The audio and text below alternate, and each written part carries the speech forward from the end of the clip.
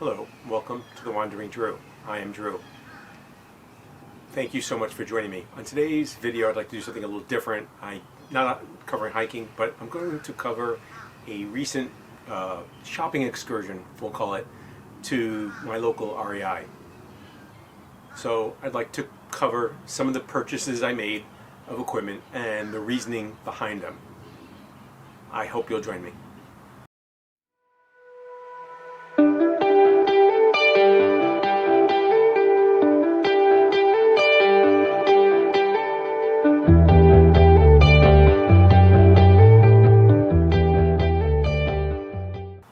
I recently returned from a camping trip in Big Cypress, and upon returning, I always go over my equipment. It's just a habit I have. You want to clean it up. Obviously, you're going to wash your clothes, go through your sleeping bag, make sure it's clean. My tent, you want to get any dirt or debris out. And I was looking over my hiking pants, and I noticed while I was out there that I had a hole in one of the pockets, in the front pocket. And I had just repaired a hole in the other front pocket about a month ago. So it kind of made sense that they wore out at the same time, but it also made me take a little closer look at my pants.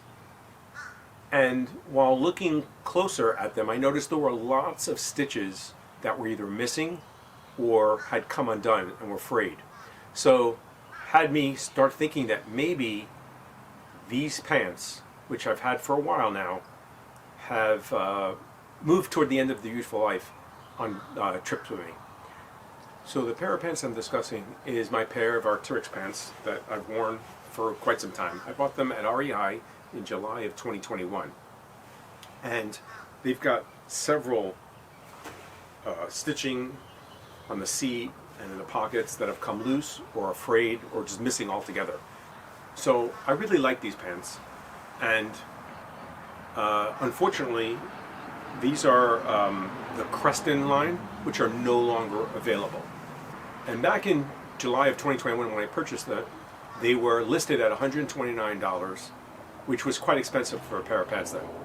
I bought them for less. I bought them for around $103, probably on discount or on sale, on clearance.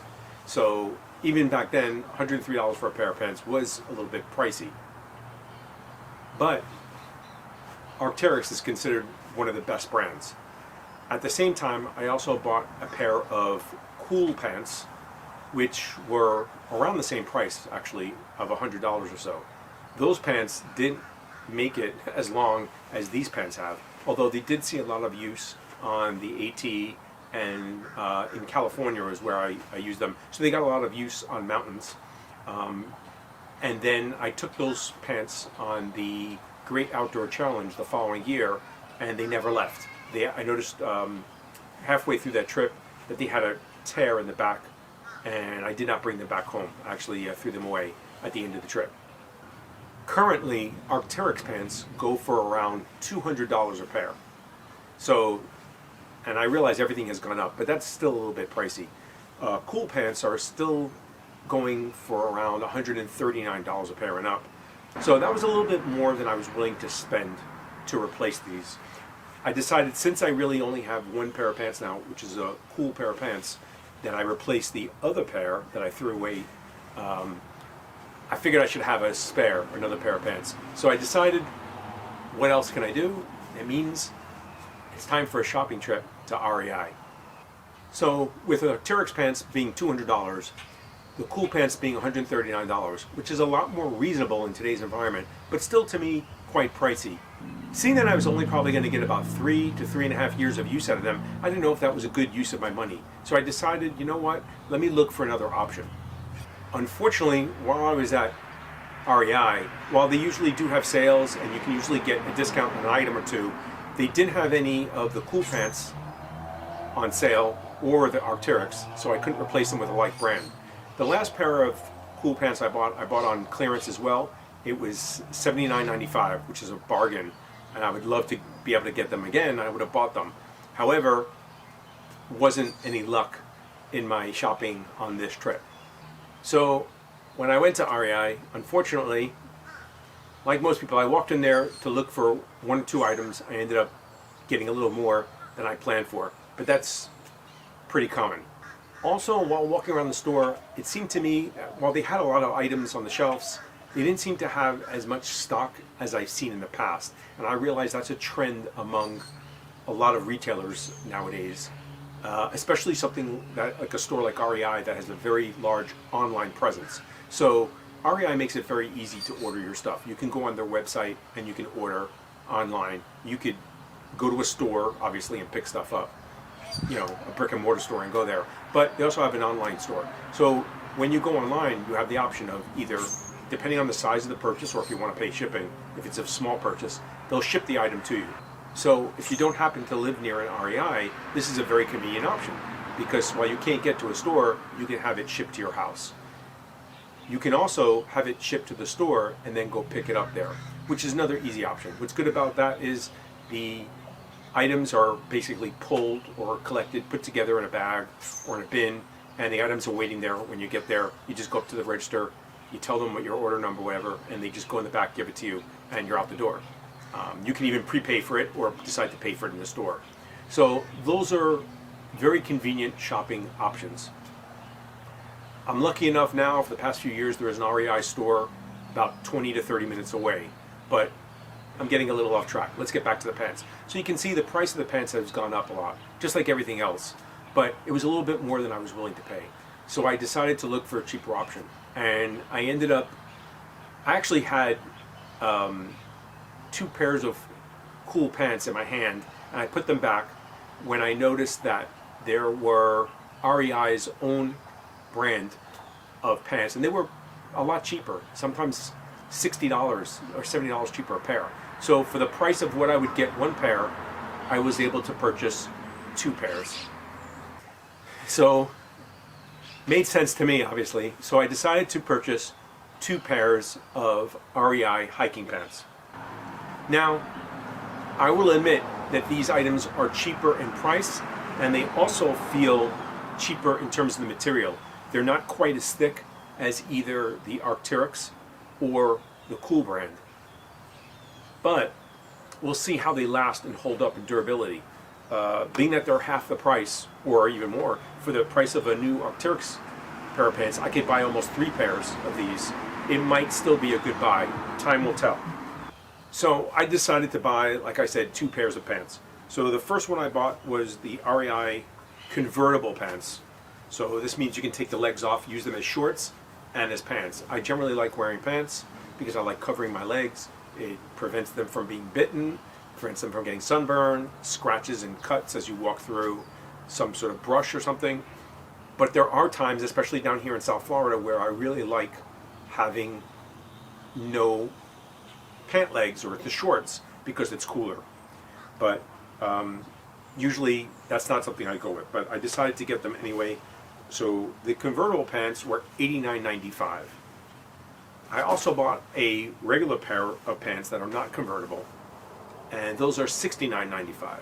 So a little bit more than I planned on spending. I was hoping to get around a pair of pants for around the $100 range like I had in the past, but I ended up buying 2 pairs of pants. So since I'd already gone over budget, and I spent more than I wanted to, but it seemed like a good idea while I was walking around because I was getting 2 pairs instead of 1, I also decided to look around the store at some other items that I had an interest in, and being that I was saving money on the pair of pants, I could use that toward purchasing other items. The next item I wanted to look for was a cooking pot. In reality, this was the reason that I had actually decided to go to REI in the first place. So in order to explain that, let me back up a little bit. On my last trip, I went to Big Cypress for a weekend, and I decided to use dehydrated meals like I usually use. So I went to REI and I actually bought a couple of meals, and I was kind of sticker shocked at the price. Almost all dehydrated meals now are $12 on the low end. There's 1 or 2 outliers that are usually on sale, or maybe like a smaller sample like a breakfast or dessert, which might be like $8 or $10, but most of them, all the meals are $12 and up. Some as much as $16 or $17. That to me is above my price point. I was really shocked at the cost for these meals. And I decided that maybe I should go back to making food like I used to in either freezer bag meals or just cooking in general, which is a much cheaper option. And in today's world, it is easier than ever to find foods that are stable to bring out on a camping trip with you, don't need refrigeration or are easy to make. And it depends on how much you want to do, because you can do a lot of cooking out in the trails if you choose to do that. So while making your own food may not be as convenient as just heating up water and rehydrating a meal, it's certainly, to me, cheaper by far, and it's also probably healthier. So in doing that, I decided that I needed to get a new pot. So currently I'm using my MSR Pocket Rocket 2 Deluxe, they call it. And this is what I usually carry with me. And this is the MSR Pocket Rocket as I carry it. So it fits in this little stuff sack. This is what it looks like. The pot comes with a 16-ounce clear plastic. You can use it as a measuring cup. It has graduated marks on it. It also can be used, I've used this to eat out of or drink out of, so I can use this to eat out of and then this to drink out of if I need to, or something like that. It also comes with a lid, clear plastic lid, which does have some holes in it to drain, and it also has a small hole that allows you to pull water out or let steam escape as well. So the current pot I'm using that comes with the Pocket Rocket is 25.4 fluid ounces or 0.75 of a liter. It's also hard anodized aluminum. So it's fairly lightweight but strong, and as I've now learned, aluminum conducts heat a little better than some other metals do. However, one of the problems with this pot is because of its small size, you can add roughly 2 cups of water, but it's almost filled to the brim.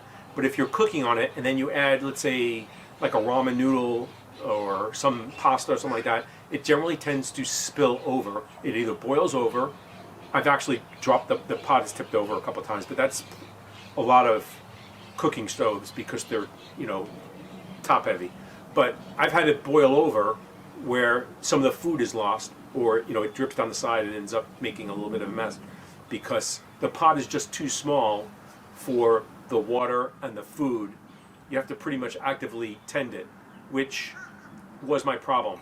I was planning on cooking food now, so I figured I wanted a larger pot that was a little wider to more stable and would allow the heat to dissipate and cook food a little bit easier, and I wouldn't have to worry about it spilling over. So this is the reason that I actually came to REI, because I realized if I'm going to start cooking and assembling meals, I will need a bigger pot to make it easier to do that. So once again, these items have gone up in price, and I realize that pots are pricey, especially backpacking lightweight pots. However, I didn't want to go too high on the cost for it because I feel I already have everything else I need. I just need a pot. So when I went to REI, I had a specific pot in mind, and that was the GSI Outdoor, I think it's pronounced How You Like. It's a 1.1 liter pot. That pot is also made out of aluminum and weighs 8.6 ounces. It's also priced at $39.95.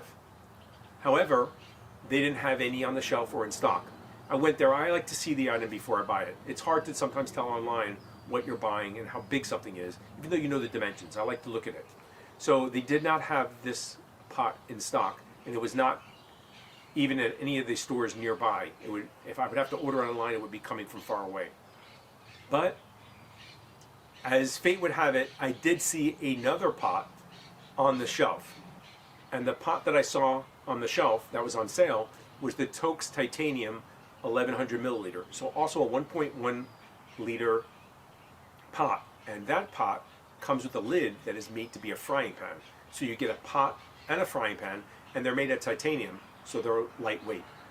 And that Toaks Titanium pot, much lighter at 5.6 ounces, was listed at $54.95. However, it was listed on the shelf at only $48 and change. So I impulsively decided to buy it. So I purchased that pot and ended up taking it home. But I admit that about a day or two later, I had buyer's remorse and decided to, in fact, return it. I hadn't done any research on this pot prior, but when I got home, I started looking at the item in the reviews, which I should have done before I actually picked it off the shelf. However, I noticed a lot of people complaining about titanium as a cooking surface because it tends to not conduct heat as well, so it gets very hot spots where the burner are, and a lot of people had problems with the pot burning their food. So I realized I have no experience with titanium in terms of a cooking surface, and if I was going to actually begin cooking meals and actually making food besides just boiling water, that maybe this pot wasn't for me. So I decided to return the titanium pot. So I went back onto REI's website and started doing some research to look for a replacement pot.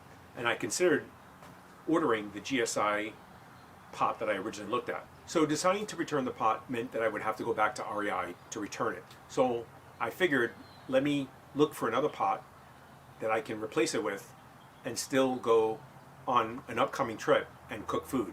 So while going online, I ended up researching several different pots, and I settled on one of them, which was not the GSI or the titanium Toaks pot, but a totally different pot. So the pot that I went with is a Sea to Summit Ultralight 1.3 liter pot. So as I said, this is a 1300 milliliter or 1.3 liter pot, which translates to about 44 ounces. This pot is also made out of hard anodized aluminum, so it should cook better than the titanium, and it is more similar to what I'm used to. So upon receiving the pot, I weighed it, and on my scale it weighs 220 grams or 7.8 ounces. A little bit heavier than advertised on the box. This pot is currently selling for $64.95, or with tax, I paid $69.50 for it. So while this pot was a little pricier than the other two I was looking at, it's not by much, and it is a little bit larger, and the weight is in line with what I'm kind of looking for. I do like the fact that it's a larger pot. It has a locking lid, and I can fit a larger fuel canister along with the stove and a lighter and the things I usually carry in there as well. So while it will take a little bit more space up in my pack, it will also allow me to pack some things in here as well. And I'd like to give REI some kudos for the delivery. This item, I don't understand why, but it came from Phoenix to me, and it was scheduled to take a week.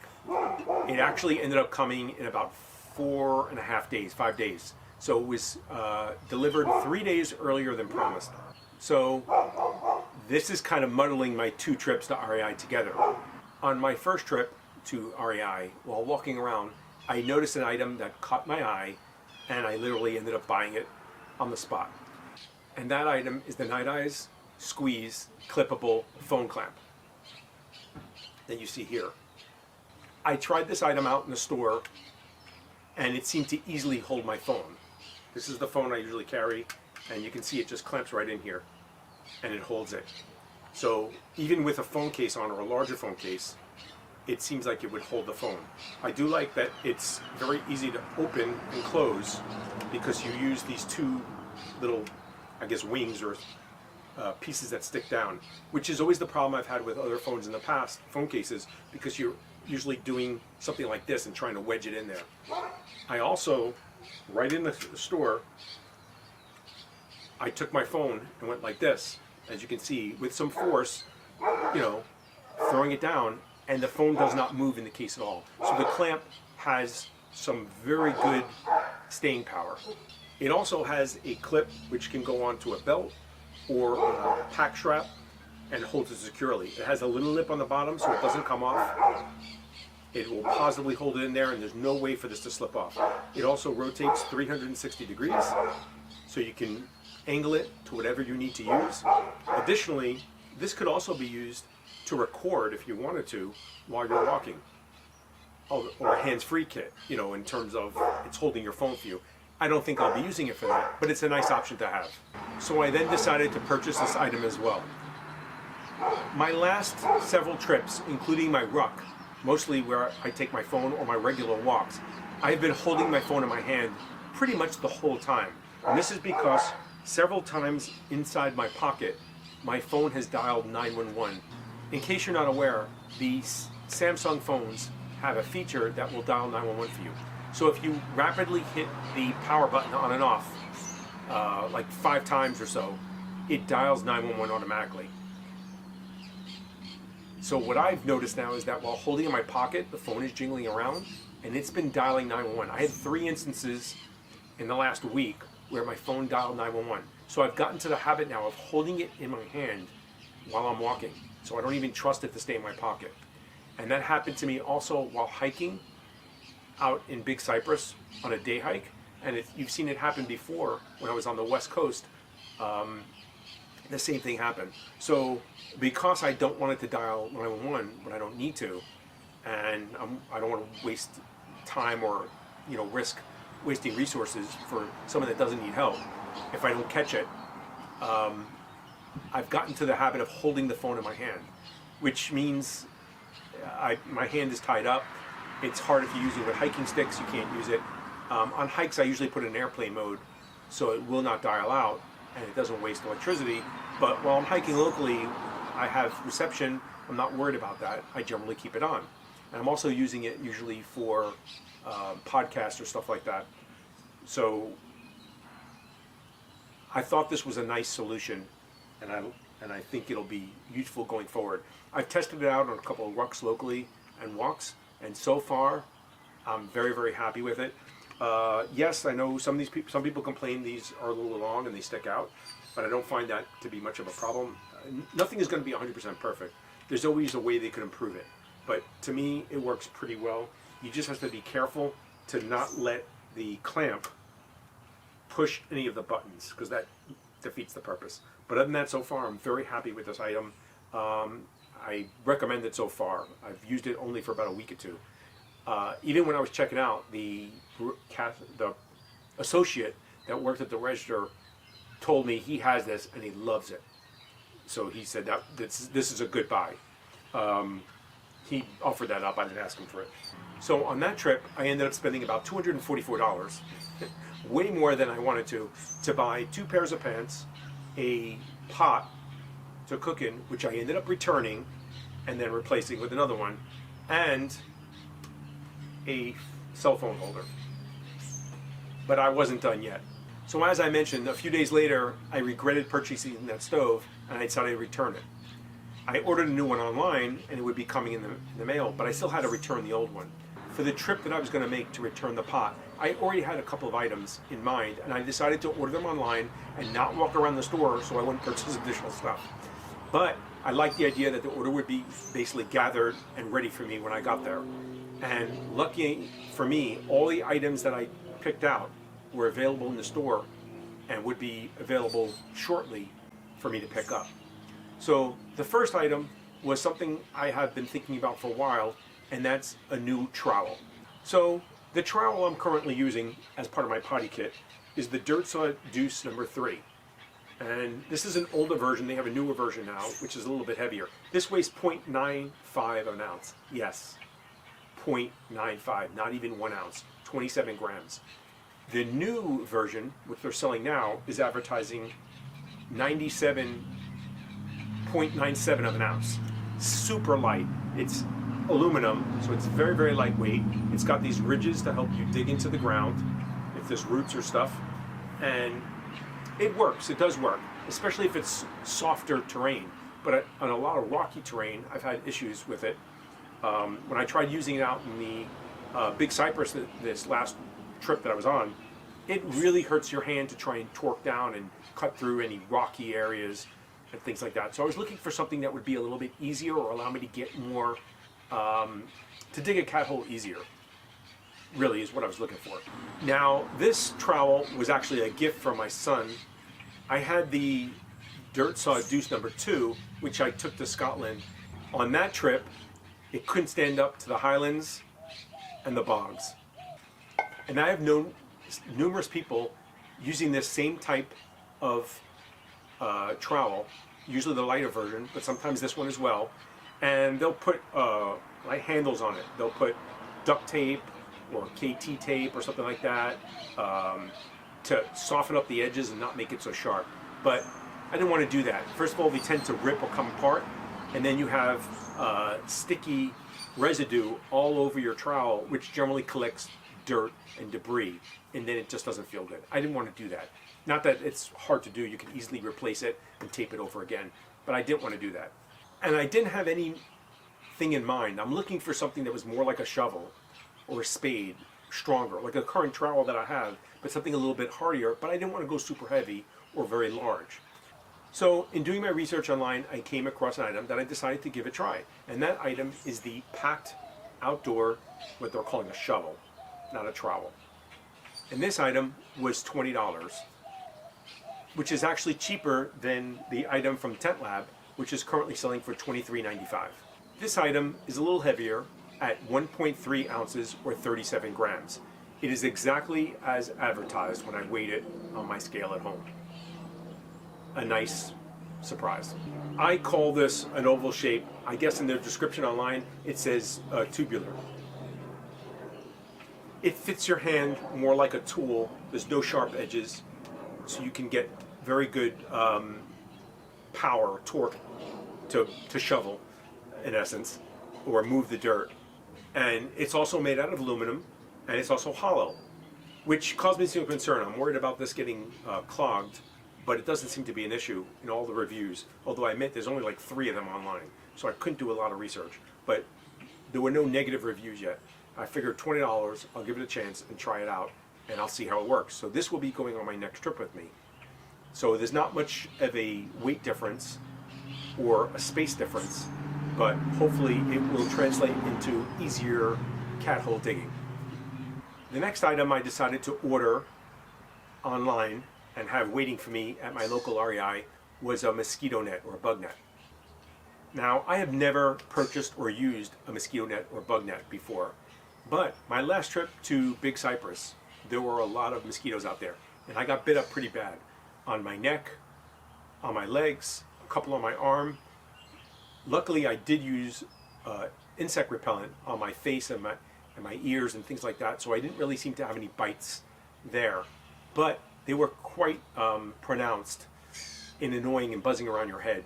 And then eventually one of the other hikers brought out a Thermacell insect repellent, and it actually helped a lot. However, I do not like the chemicals. I felt like my throat was raw the whole night, and the next day I woke up with a very sore throat. So I did not like that because I know I was breathing in the chemicals. So I decided to avoid doing that.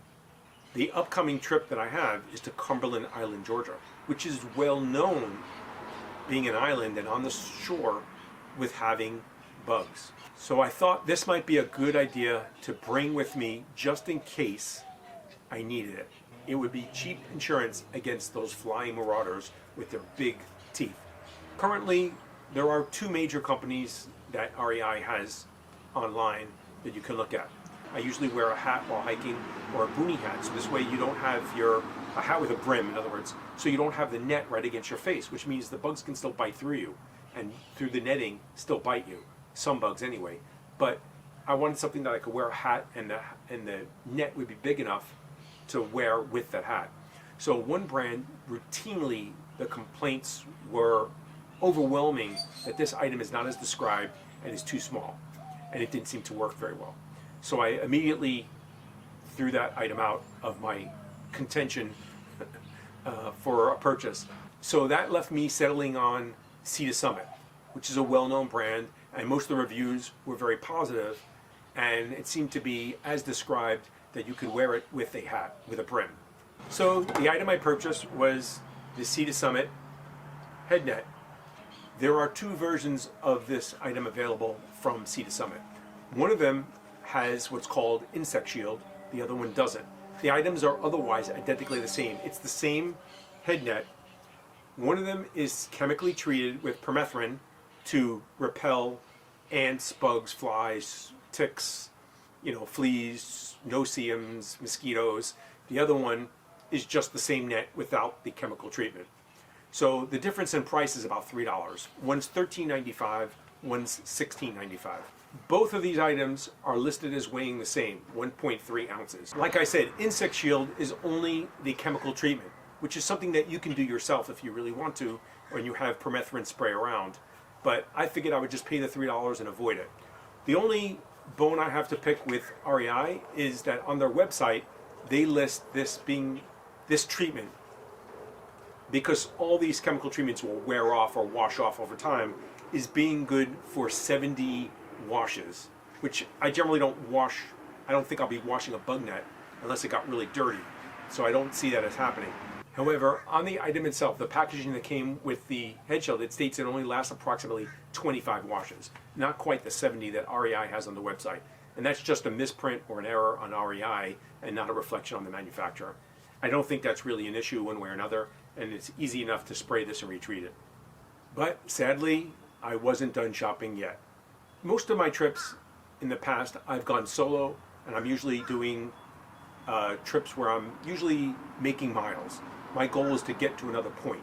I don't usually go out camping and just stay put. It's usually hiking or backpacking with a camp stay. So I generally don't have a lot of time that I'm hanging around camp. I'm sitting around a campfire. I usually go solo, so I'm not sitting and talking with a lot of other hikers. And if I am, it's usually at a campsite where there's either, there might be a shelter or a fire ring or a table that I can use. So I've never really had a need, I felt, for a camp chair. I know a lot of hikers use them and carry them, and they swear by they love them. But I never wanted to carry the extra weight or the space that it takes up in my pack. However, since I've taken a couple of trips now, weekend trips with the hiking club, generally what you do is at night you sit and you talk, you hang around a campfire or just around while making dinner and eating, and just because you have downtime and there's numerous people there, so you socialize. So that has made me rethink the camp chair. So I was in the market for a camp chair, and I narrowed it down to really two different models. And a lot of those go down to preference of which way the legs go, whether they go, across one way horizontally or vertically, and that was it, whether they're more stable one way or another. There was also a third chair that I was looking at, but it was really pricey, and it came out several months ago, so I've had a chance now to watch some of the reviews and decide whether or not I like any of these products. And I've been looking at them more closely because the last weekend when I was out in Big Cypress, luckily there was a table there one night, but the other night there was none. And I had to basically stand around a lot unless we were by the table cooking. And usually for me, I don't have a problem. I'll sit on the floor, I'll sit on a log, I'll sit on a rock. But it is nice to have a chair. I can't deny that at times. But until now, I really didn't see the need for it. And in doing my research, I see that a lot of the reviews, unless the product itself is bad, like some people break it or they have it break on them, they don't like the product for whatever reason, most of those things are personal preference. So in other words, it might be they're too big for the chair or too small, it comes up to their shoulder blade and digs in, or it's just not comfortable for them. It doesn't work for them. So a lot of those things I equate to personal preference, and I exclude them. Unless there's a design flaw, or I notice a lot of people saying something, they don't really sway me too much, because I think it is going to be different for someone of a different sized body. The last chair that I looked at and is one that came out a couple months ago, and it was a little bit more pricey and a little bit heavier, but it had a feature that intrigued me. It was adjustable in the back, or the reclining feature. So like I said, I was able to look at a lot of reviews, and while some of them were negative, a lot of them to me were, once again, opinions on personal preference. They just didn't like it, they felt it was very expensive, or they had trouble, putting it together or taking it apart, which to me is more taking the time to use it. So I decided if I'm going to go take a chair and carry the weight, I'm going to splurge on it. And I decided to buy the more expensive chair.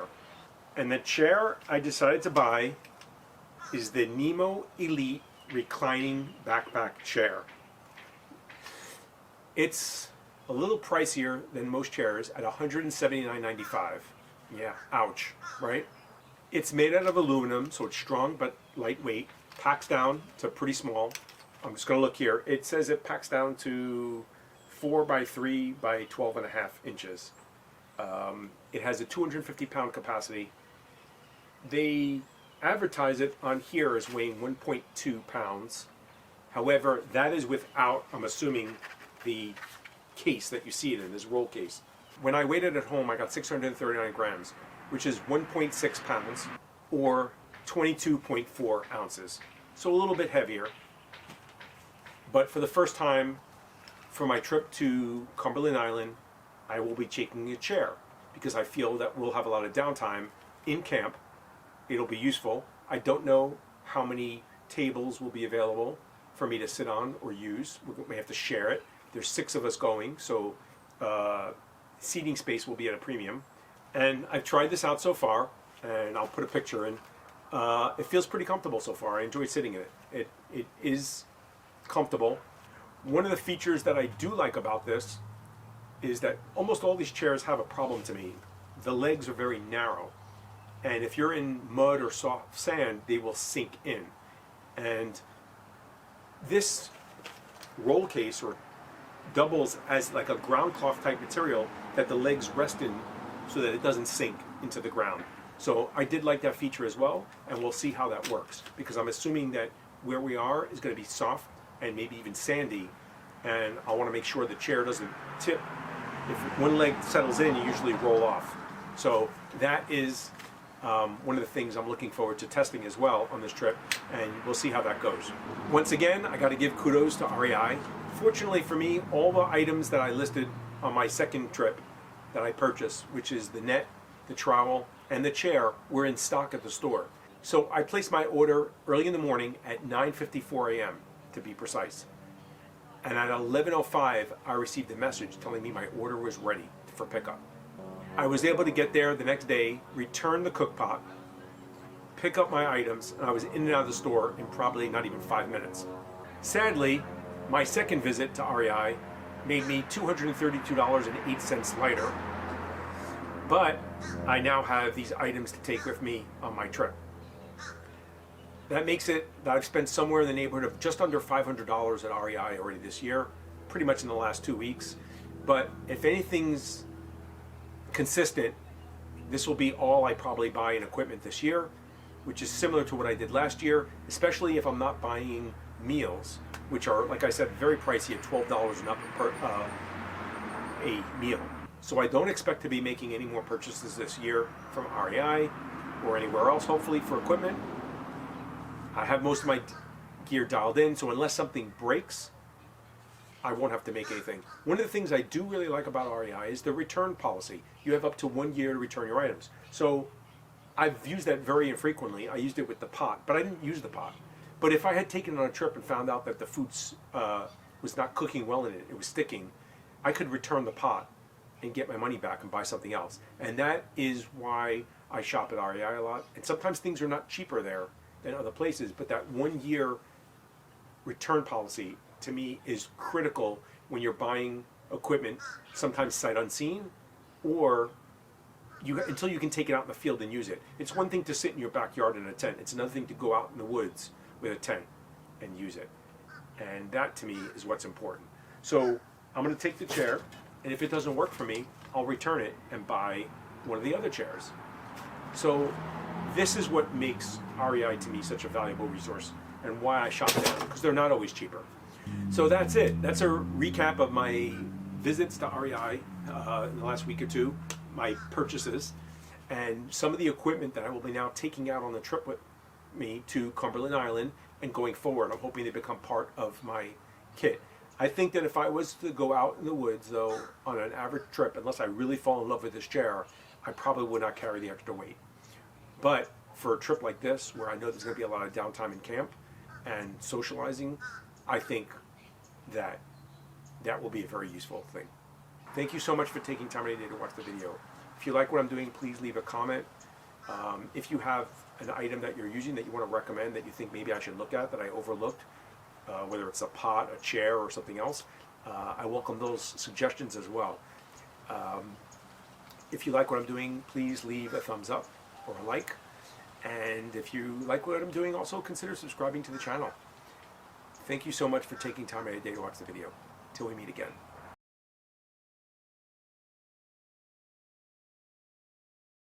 So here you can see the chair set up in the grass, and I'm going to sit down in it. And obviously you need to be able to squat a little bit. You need to be in good enough shape to be able to squat, but it's quite comfortable.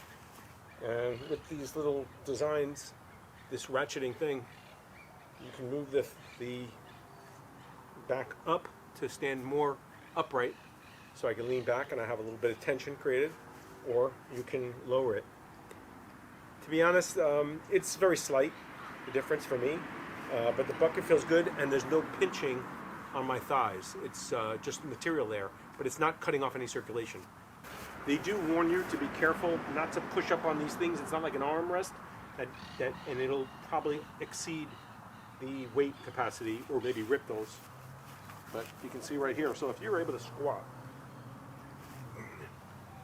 that's how it's best. So you can see right here, I've got it fully reclined, and I'm leaning back, and then if I want to, I can pull it up. If I'm sitting upright, maybe eating or something like that, and then you still have the support. And it's able to hold my weight. Luckily, I'm a lot less than 250 right now, but that's the difference. And then if you want to, you can lower it or recline a little bit. And so far, it seems to be comfortable. I've just used it here at home, inside the house or on the yard, a couple of times just to try it out. I've never sat in it more than like 5 minutes or so. But so far, it's been pretty good. I can't complain. I'm pretty happy with it.